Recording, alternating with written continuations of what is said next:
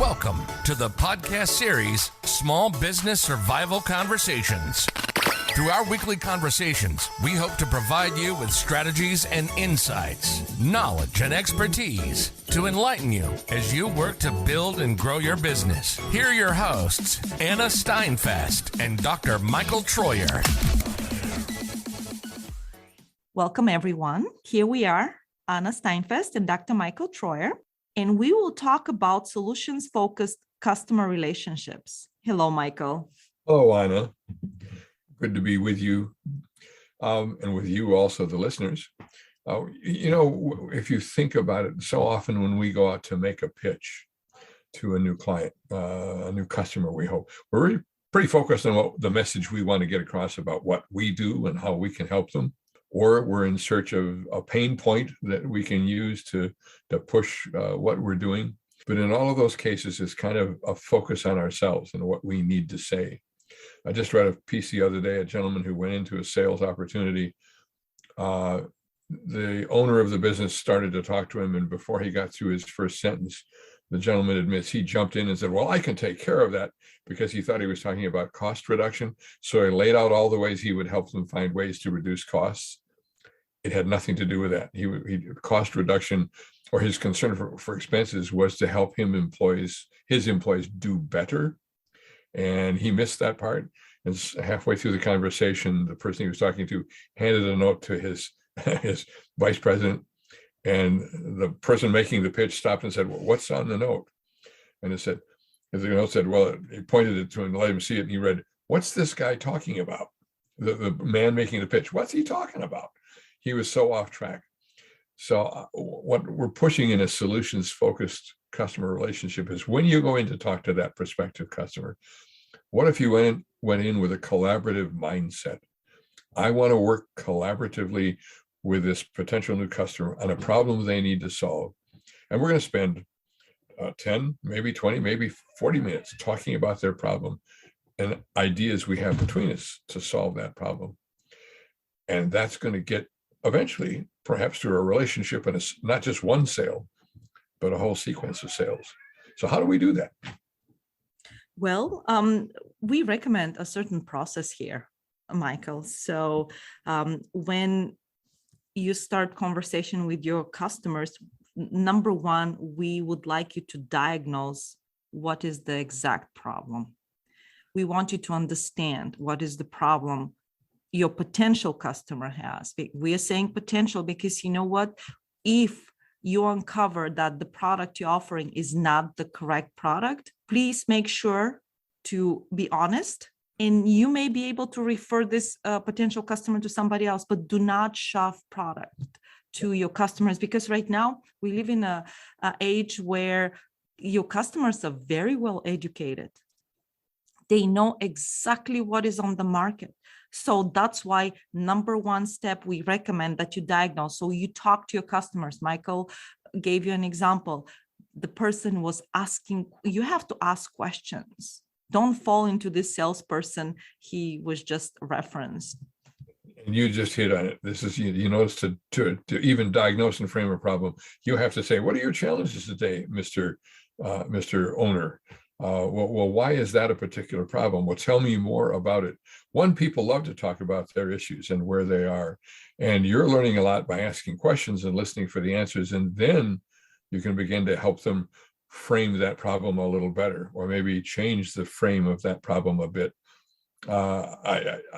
Asking questions puts them in the driver's seat, makes them feel good about themselves, that they like to talk. What a great way to start a sales process. Yes.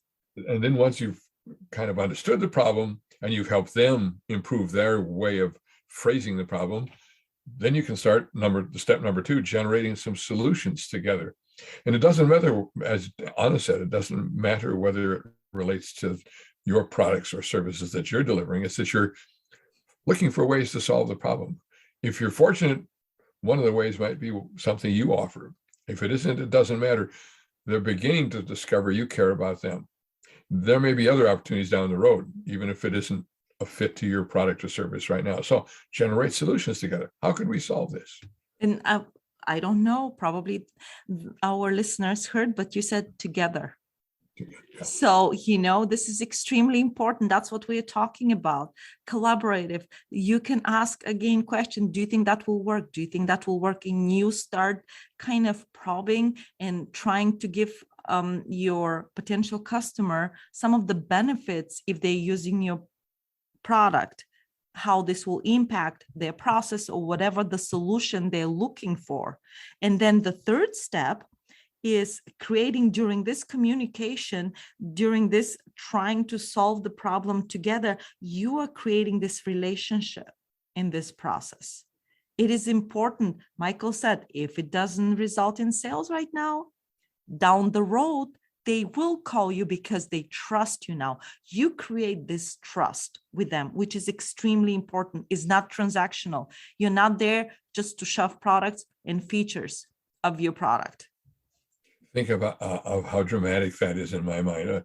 Oh boy, here comes this Michael Troyer, and he's a sales guy. And how am I going to get him out of my office fairly quickly, especially if I don't think he's of any value to me?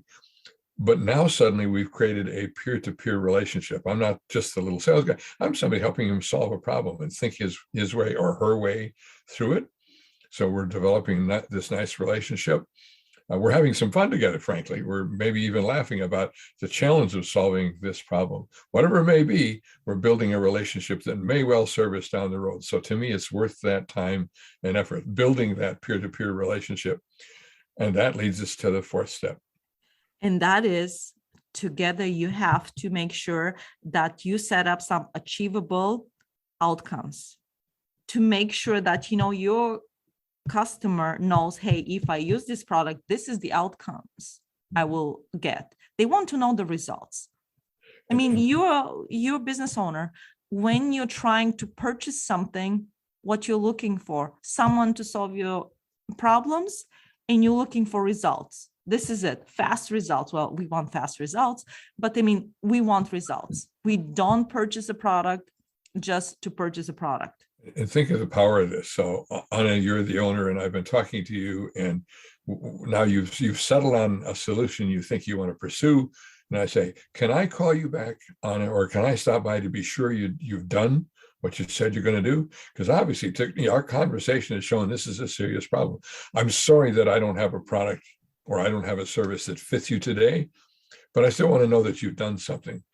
And that maybe you'll call me in on the next challenge where perhaps I can even deliver a specific solution to you, excuse me, through my product or service. So that's really building a relationship. I'm holding that person accountable as a peer, even though I'm normally that I'd have been thought of as a salesperson. I'm much more than that suddenly. They're going to call me back in. They're going to want to talk to me some more. Yes, and this is not a pressure sales approach. You have to understand that.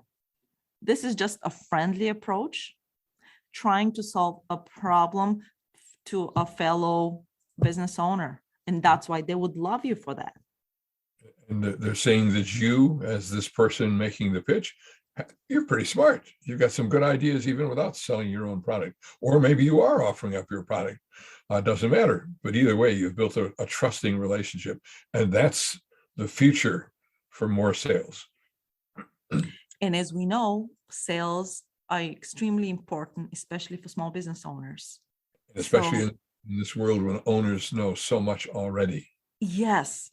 And we just wanted to give you some tools and tips how to be more successful when you're approaching another prospect. Thank you so much for joining us today. Keep listening to us. You've been listening to the Small Business Survival Conversation podcast. Make sure to like, rate, and review the show. And don't forget to join us next week for another episode. In the meantime, hook up with us on our Facebook group at Small Business Survival Tools and Tips. Till next time, thank you for listening.